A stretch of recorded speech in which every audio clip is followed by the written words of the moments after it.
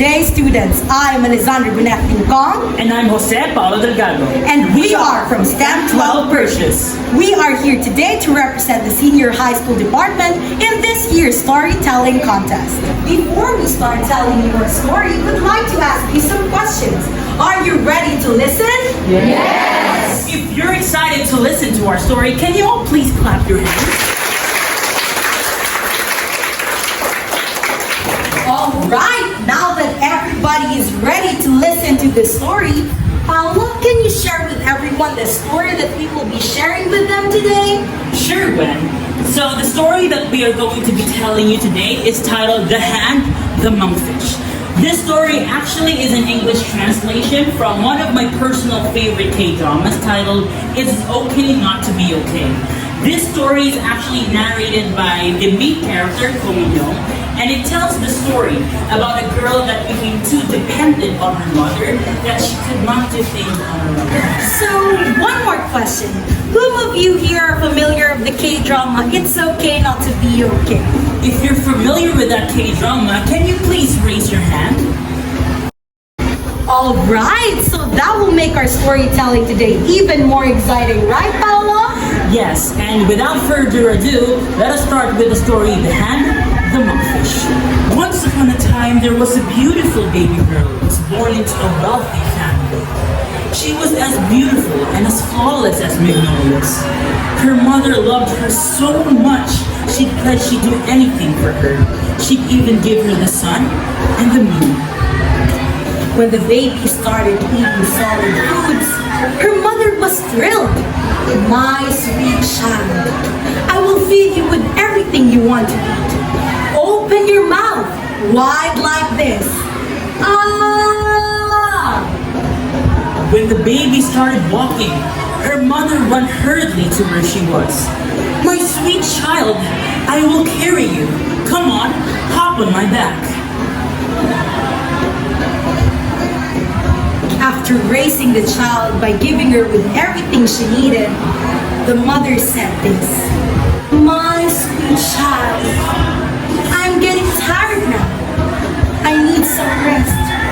Can you get me some food?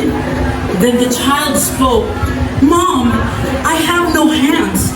I never used them, so they vanished. Then the mother said to her child, my sweet child, my legs hurt. Can you carry me on your back? Then the child said this, Mom, I have no feet. You've always carried me on your back, and I've never even stepped on the ground. But instead, I have a huge mouth. And then she opened her humongous mouth. Then the mother shouted in anger, you weren't my perfect baby after all. You're like a useless monkfish. You can't do anything on your own. You're an utter failure. Then the mother threw her baby on the sea. And ever since that day, it's been said that fishermen hear babies cry on the spooky, windy days out in the sea. Mom! Mom! What did I do wrong? Please come and get me. Please come back and get me. That's the end of our story. Now that the story is ended, did you enjoy our story? Yes! Can anybody share with us what you understood about this story? Yes. So this story was all about a child that could stand on her own because she was raised independently on her mother. Any more thoughts about the story? Yes. The story is all about a child that was spoiled, that she cannot take care of herself and her own mother. Wow, it seems that a lot of you understand what the story is about. So, can I ask what are the valuable lessons can you learn from the story? Yes. For me, the moral of the story is children shouldn't be too dependent with their parents. Correct. Can anyone else share their thoughts on the moral of the story? Yes. For me, the moral of the story, children should know how to do things on their own as they grow older. That's right. But If you were the mother, would you also do the same thing as the mother did to her daughter? Yes. No, because what the mother did to her child was wrong. She spoon-fed her child everything and then she blamed the child for being irresponsible and useless.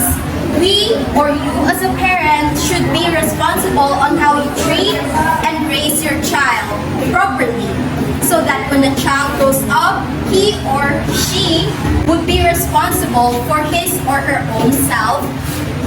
That's all. Wow. Thank you very much. Wow, I am really impressed by all of you. So can you give yourself a round of applause?